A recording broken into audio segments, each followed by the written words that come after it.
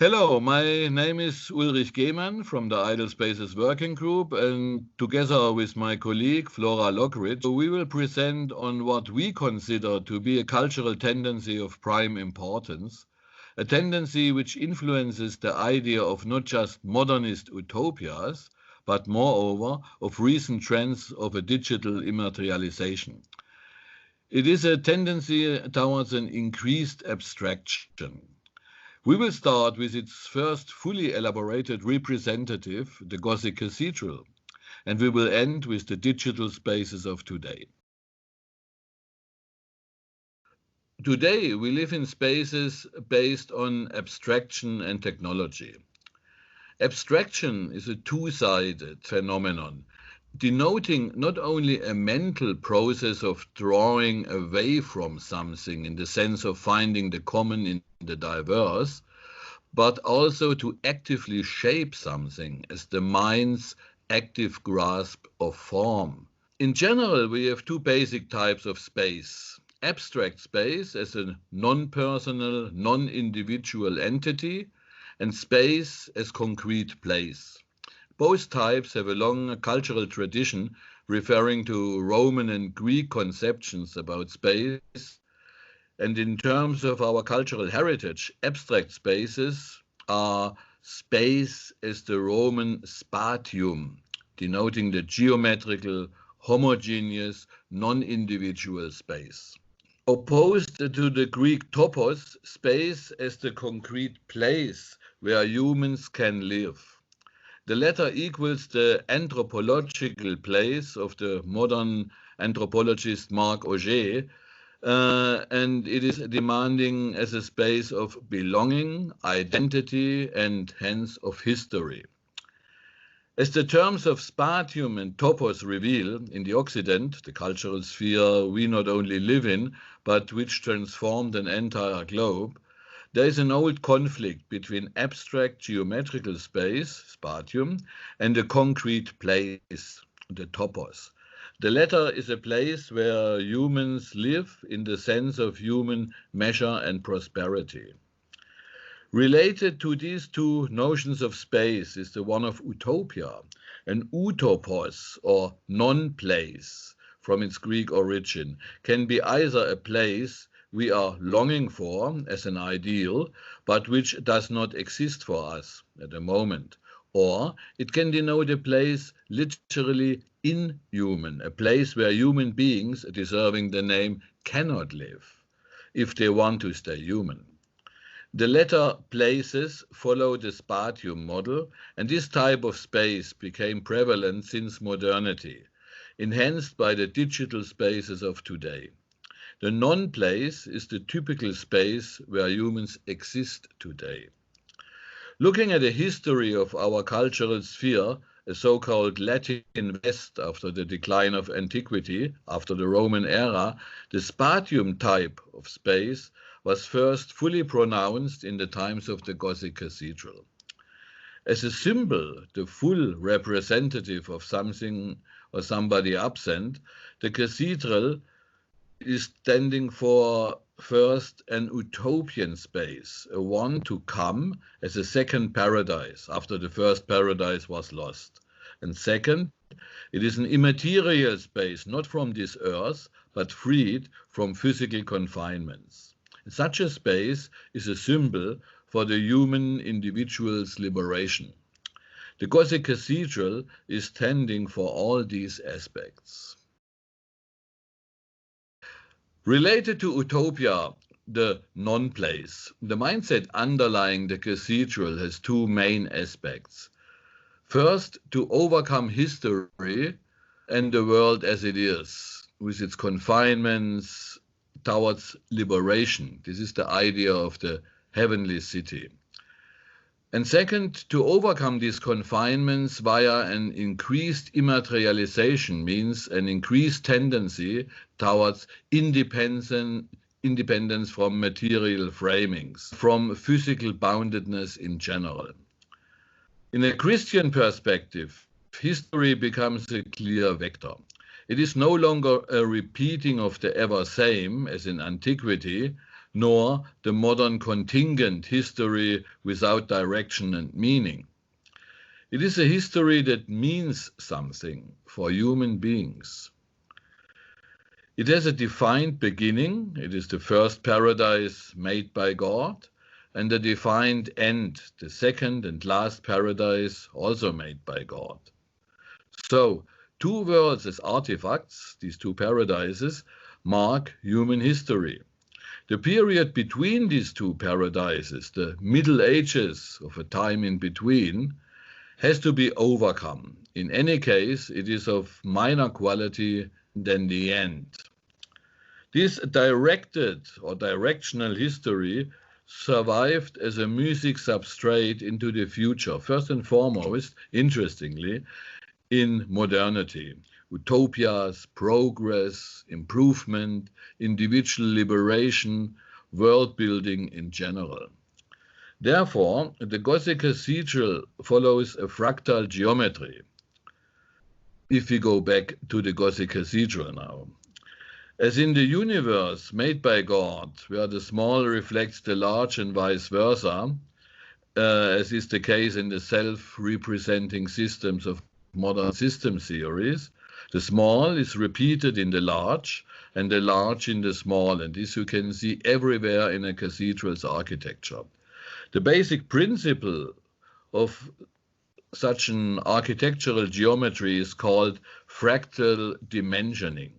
Settling on a basic parameter, for instance a triangle, a format is installed that can be multiplied then. For instance, the elements of a rose window, or the so-called travée, the element of the joke, connecting the single jokes of the naves in a cathedral. These yokes can be repeatable endlessly, in theory. Here you can see one rose window from the Münster in Strasbourg, and here you see the relation between the small and the large and their mutual consistency. In another example, from the Reims Cathedral, the central navis of the cathedral, you see a sequence of travées. One travée consists of this square on the ceiling and two windows on the left and right below the square, and then this row of arches, a so-called triforium, and then on the bottom a very large arcade. This single element, the travée, can be repeated theoretically endlessly in an endless rapport. It is a format to be multiplied. The Gothic Cathedral has to be understood as a structural whole rather than the sum of individual parts, despite this existence of formats and despite this fractal dimensioning. It is an equilibrium of forces and counterforces that can be understood as a kind of organism, like a system of loops in cybernetics, and as a cybernetic system, it is a frozen dynamics of forces. If the cathedral represents images of a future world to come, images shown here on this earth already, which we can experience, it also stands for a transcendental space, which cannot be reached in mere physical terms. This space comes at the end of all human history. It is the one of final redemption. The heaven, symbolized in the form of a godly architecture, the final city of all, the heavenly Jerusalem, or city of God. Therefore, the cathedral is standing as a symbol, as a full representative. Of course, the heavenly Jerusalem of God will look different than any cathedral does, but nevertheless, the cathedral is the representative on earth of this final heavenly city. And in the final version, as a heavenly city, it is completely independent from material constraints. In the Revelation of St. John, for instance, it is a city that needs neither sun nor moon, as the later cyberspaces, but is illuminated by God alone. The mindset of building cathedrals has been inherited across generations as a means of surviving positively in the world. We have replicated the mentality of overcoming hurdles and striving for improvement by adopting an attitude that focuses on bettering the world.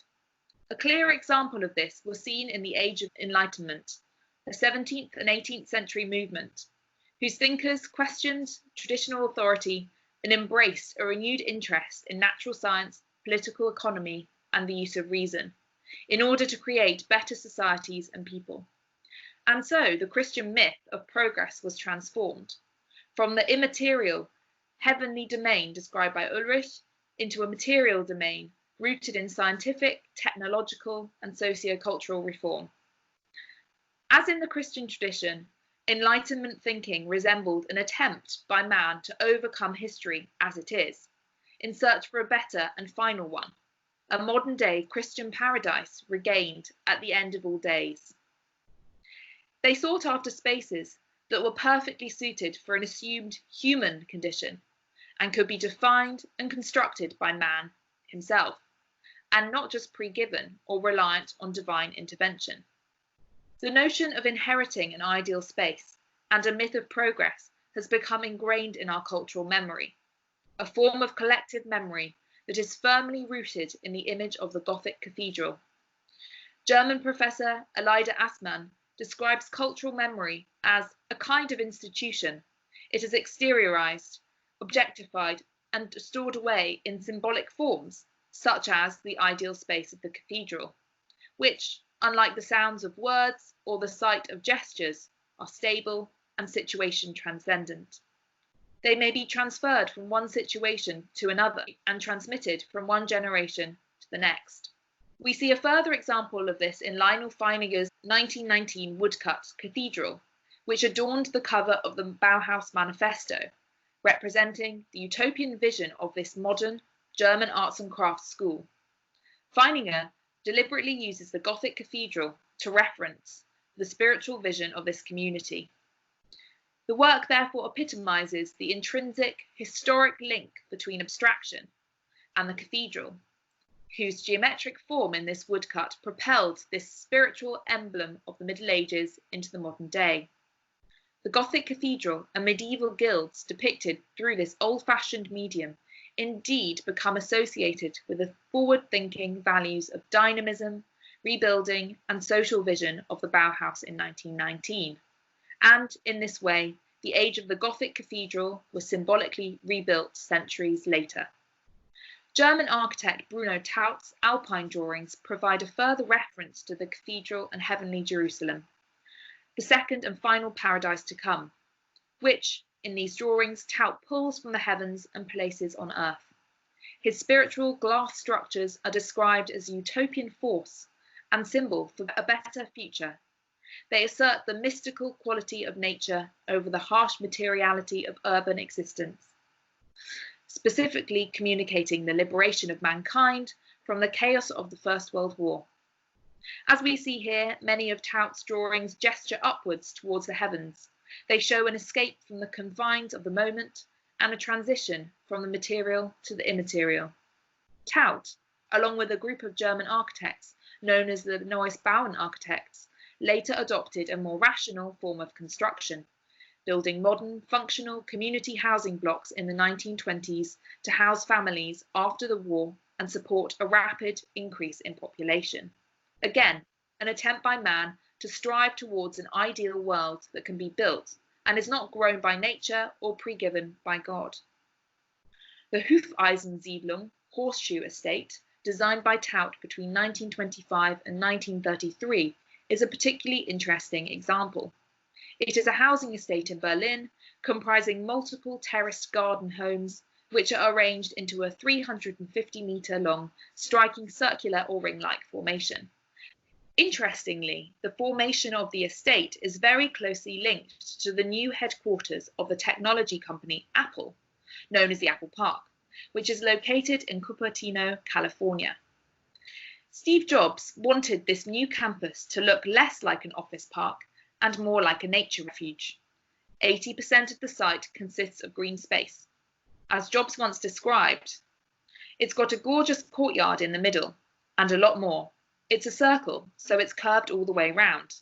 You can see this formation clearly in this photograph. I find it very interesting that garden features, a large pond and trees, were integrated at the centre of both the Apple Park and Bruno Taut's Hufeisensiedlung, just like in Christian cloister gardens, thereby symbolising the first paradise, the Garden of Eden.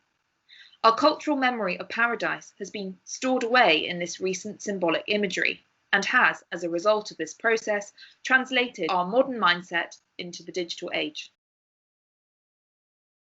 Despite the apparent differences between the times of the Gothic Cathedral and today's abstract spaces and modern network ideas, there are several common denominators, as pointed out by Ed Finn.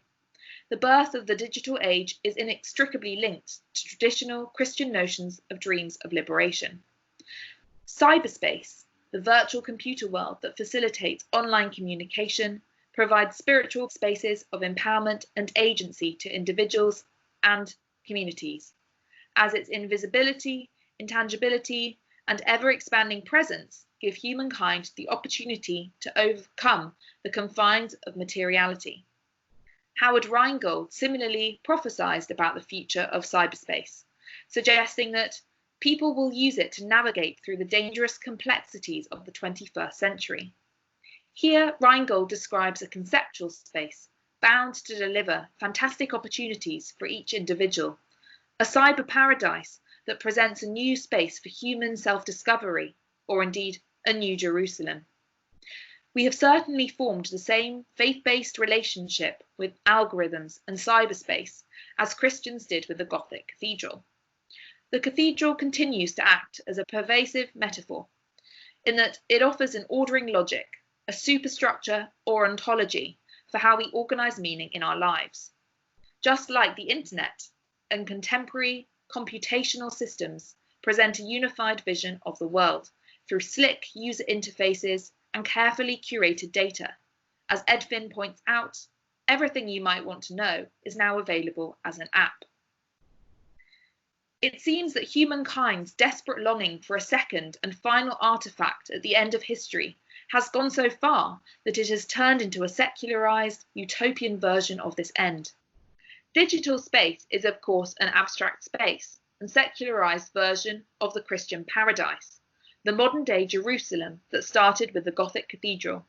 In doing so, we have kept the Christian tradition very much alive. In order to explain this fully, I want to look at what I think is the ultimate example of a capitalist eschatology that has emerged from man's desire to find liberation from the material world and human history, a mentality that has inspired and driven a community of seasteaders interested in creating permanent dwellings at sea, outside territory claimed by any government, such as those pictured here. Seasteading is led on the whole by entrepreneurs and venture capitalists, such as co-founder of PayPal, Peter Thiel. But I wonder whether seasteading has also become a human mechanism, adopted to avoid the messy cultural spaces that companies such as Google and Apple try to compute, by building yet another lucrative algorithm for an entirely new island colony and worldview that masters nature itself, by prioritizing a utopian system that is both secular and capitalist. In a 2009 essay, Peter Thiel wrote, "Between cyberspace and outer space lies the possibility of settling the oceans." Thiel references a future immaterial world of possibility that is firmly embedded in our cultural memory and understanding of utopia. There is a profound connection between Thiel's free-floating islands and the Christian desire for immaterialization, represented by the Saint Brendan in the 6th century after Christ, who voyaged overseas to an island, the promised land of the saints, filled with desire to bring to other lands the faith which had positively transformed his own homeland. In both the story of Saint Brendan and Peter Thiel's essay, we see the recurring tradition of man wanting to settle the world by overcoming and improving it. Neither feels bound to a physical space and makes paradise where they want to. The island becomes symbolic of this freedom. As Thiel's statement quite clearly shows, mankind is a community of believers who desire a space more radical and abstracted from everyday life than has ever been achieved. This is a tendency that has existed since the age of the Gothic Cathedral, and yet it appears to have become more pronounced as time has gone by. We believe that there is no conclusion to this ongoing process of abstraction. We live in a world that is constantly developing new algorithms and models, and this opens up many questions as to where this might lead us in the future. We welcome any questions you may have and would like to take this opportunity to invite you to explore the Ideal Spaces website, which we have designed as a platform to continue sharing and investigating ideas which we have talked about today. Thank you.